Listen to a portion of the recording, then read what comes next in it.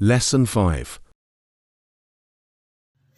Criminology and forensic science. The word forensics comes from the Latin term forensis, meaning of the or before the forum. The history of the term originates from Roman times, during which a criminal charge meant presenting the case before a group of public individuals in the forum. Both of the person accused of the crime and the accuser would give speeches based on their sides of the story. The case would be decided in favor of the individual with the best arguments and delivery. This origin is the source of the two modern usage of the word forensic as a form of legal evidence, as a category of public presentation.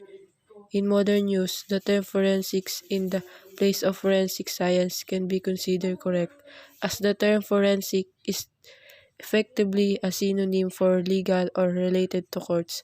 However, the term is now so closely associated with the scientific field that many dictionaries include the meaning that equates the word forensics with forensic science.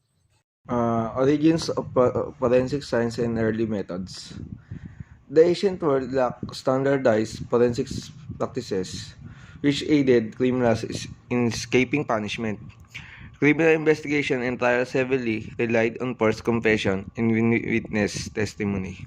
However, ancient sources to contain several accounts of techniques that foreshadow concepts in forensic science that were developed centuries later.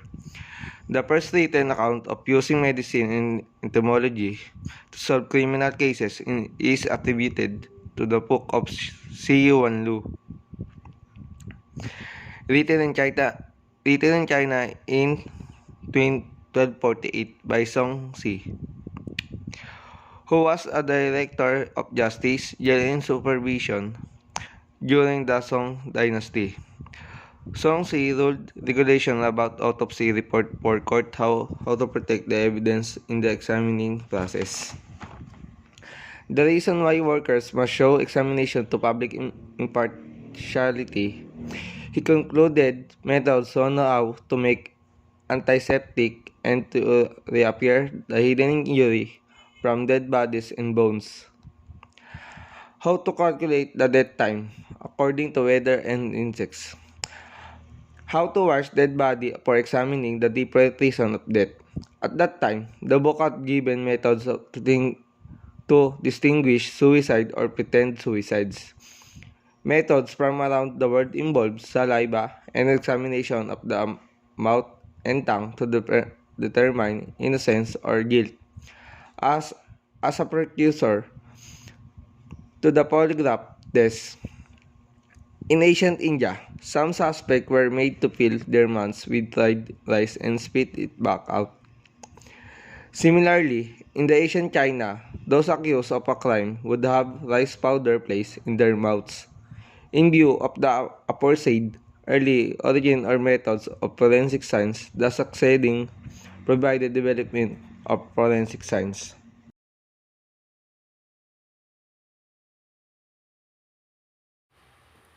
Development of forensic science. Legal medicine. Ambroise Parry's surgical work laid the groundwork for the development of forensic techniques in the following centuries.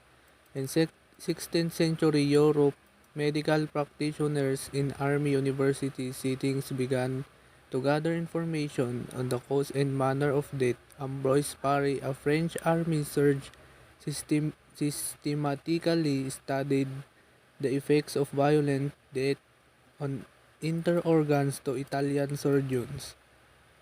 Fortunato Fidelis and Pac Zacchia laid the foundation of modern pathology by studying changes that occurred in the structure of the body as the result of disease. In the late 18th century, writing on these topics began to appear. This included a treatise on forensic medicine and public health by the French physician Francois. Emmanuel Fodere and the complete system of police medicine by the German medical expert Johann Peter Frank 55 as the rational values of the Enlightenment era increasingly permeated society. By the 18th century, criminal investigation became a more evidence-based, rational procedure. The use of torture to force confessions was curtailed, and belief in witchcraft and other powers of occult largely ceased to influence the court's decisions. Toxicology in ballistics, a method for detecting arsenious oxide, simple arsenic, and corpses, was devised on 773 by the Swedish chemist Carl Wilhelm Schell. His work was expanded in 1806 by German chemist Valentin Ross, who learned to detect the poison in the walls of a victim's stomach. Apparatus for the arsenic test was devised by James Marsh. James Marsh was the first to apply this new science to the art of forensics. He was called by the prosecution in a murder trial to give evidence as a chemist in 1832. Henry Goddard, as the Scotland Yard, pioneered the use of ballot comparison in 1835. He noticed a flaw in the ballot that killed the victim and was able to trace this back to the mold that was used in the manufacturing process. Anthropometry. Frontispiece from the Bertillon's identifications. Anthropometric 1893, demonstrating the measurements needed for his anthropometric identification system. The French police officers Alphonse Bertillon was the first to apply the anthropological technique of anthropometry to law enforcement, thereby creating an identification system based on physical measurements. Before that time, criminals could only identify by name or paragraph. Bertillon created many the other forensics techniques, including forensics document examination, the use of galvanoplastic compounds to preserve footprints, ballistics, and the dynamometer used to determine the degree of force used in breaking and entering. Although his central methods were soon to be supplanted by fingerprinting, his other contributions like the mug shot and the systematization of crime scene photography remain in place to this day. Fingerprints. Sir William Herschel was one of the first to advocate the use of fingerprinting in the identification of criminal suspects. While working for the Indian Civil Service, he began to use thumbprints on documents as a security measure to prevent the then rampant repudiation of signatures in 1858. In 1877, at Hooghly, near Kolkata, Herschel instituted the use of fingerprints on contracts and deeds, and the registered government pensioners' fingerprints to prevent the collection of money by relatives after pensioner death. And in 1880, Dr. Henry Folds, a Scottish surgeon in a Tokyo hospital, published his first paper on the subject in the scientific journal Nature, discussing the usefulness of fingerprint for identification and proposing a method to record them with printing ink. He established their first classification and also the first to identify fingerprints left on a vial. Returning to UK in 1886, he offered the concept to the Metropolitan Police in London, but it was dismissed at that time. Holtz wrote to Charles Darwin with a description of this method, but too old and ill to work on it. Darwin gave the information to his cousin, Francis Galton, who was interested in anthropology. Having been thus inspired to study fingerprints for 10 years, Galton published a detailed statistical model of fingerprint analysis and identification and encouraged its use in forensic science. In his book Fingerprints, he had calculated that the chance of a false positive, two different individuals having the same fingerprint. What about 1 in 64 billion? Juan Buchetic, an Argentine chief police officer, created the first method of recording the fingerprints of individuals on file. In 1892, after studying Galton's pattern types, Buchetic set up the world's first fingerprint bureau. In the same year, Francisca Rojas of Necochea was found in the house with neck injuries, while her two sons were found dead with their throats cut. Rojas accused a neighbor, but despite brutal interrogation, this neighbor would not confess to the crimes. Inspector Alvarez, a colleague of Buchitik, went to the scene and found a bloody thumb mark on a door. When it was compared with Roa's prints, it was found to be identical with her right thumb. She then confessed to the murder of her son. A fingerprint bureau was established in Calcutta, Kolkata, India in 1897 after the Council of the Governor General approved a committee report that fingerprints should be used for the classification of criminal records. Working in the Calcutta Anthropometric Bureau before it became the Fingerprint Bureau, where Asisul Hake and Hemchandra Bose. Hake and Bose were Indian fingerprint experts who have been credited with the primary development of a fingerprint classification system, eventually named after their supervisor Sir Edward Richard Henry. The Henry classification system, co-devised by Hake and Bose, was accepted in England and Wales.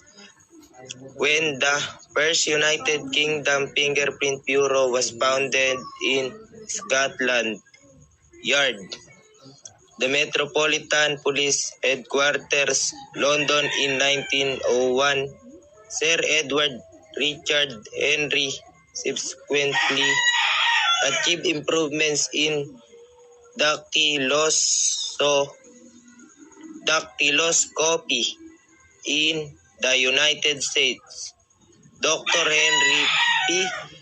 DeForest used fingerprinting in the New York Civil Service in 1902, and by December 1905, New York City Police Department Deputy Commissioner Joseph A.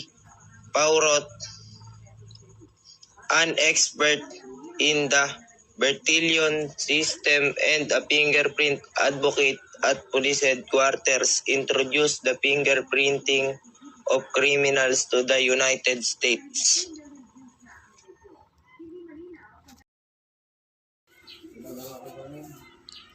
Eulenhood test. The Eulenhood test, or the antigen-antibody precipitating test for the species was invented by Paul Uhlenhet in 1901 and could distinguish human blood from animal blood based on the discovery that the blood of different species had one or more characteristic proteins. The test presented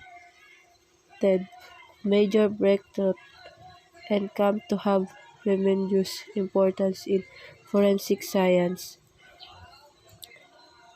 Uhlenhuth test, also referred to as the antigen-antibody precipitation test for species, is a test which can determine the species of a blood sample. Deoxyribonucleic acid or DNA. Forensic DNA analysis was first used in 1984.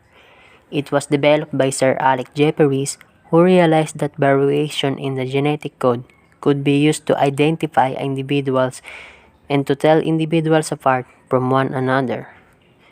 The first application of DNA profiles was used by Jeffreys in a double murder mystery in a small England town called Narborough, Leicestershire in 1985. A 15-year-old schoolgirl by the name of Linda Mann was raped and murdered in Carlton Hayes Psychiatric Hospital. The police did not find a suspect but were able to obtain a semen sample.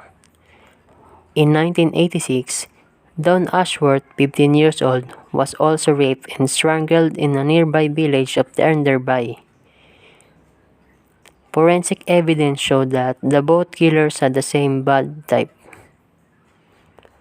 Richard Buckland became the suspect because he worked at Carlton Hayes Psychiatric Hospital, had been spotted near Dawn Ashworth's murder scene, and knew unreleased details about the body. He later confessed to Dawn's murder, but not Linda's. Jeffreys was brought into the case to analyze the semen samples. He concluded that there was no match between the samples and Buckland, who became the first person to be exonerated using DNA. Jeffreys confirmed that the DNA profiles were identical for the two murder semen samples. To find the perpetrator, DNA samples from the entire male population, more than 4,000, aged from 17 to 34 of the town were collected. They all were compared to semen samples from the crime. A friend of Colin Pitchfork was heard saying that he had given his sample to the police claiming to be Colin. Colin Pitchfork was arrested in 1987 and it was found that his DNA profile matched the semen samples from the murder. Because of this case, DNA databases were developed. There is the National Federal Bureau of Investigation and international databases as well as the European countries. European Network of Forensic Science Institutes. The searchable databases are used to match crime scene DNA profiles to those who are already in a database. DNA has been used as evidence and has become a powerful tool in the field of criminal law. Often, the DNA of an individual may be found on the body of their victim or at the scene of the crime and can help pinpoint that individual as the perpetrator. Since an individual's DNA is the same in all areas of their body, it cannot be altered or changed in any way, meaning it is effectively a form of evidence which is resistant to any form of tampering. No DNA is the same between two individuals people, apart from identical twins, which means the evidence can be relied upon as an accurate way to direct or to conclude criminal cases. DNA testing at a crime scene will often enable investigators to move the case in the right direction and remove potential suspects from the investigation. This enables the police to concentrate their manpower directly on the case, rather than wasting time interviewing potential suspects.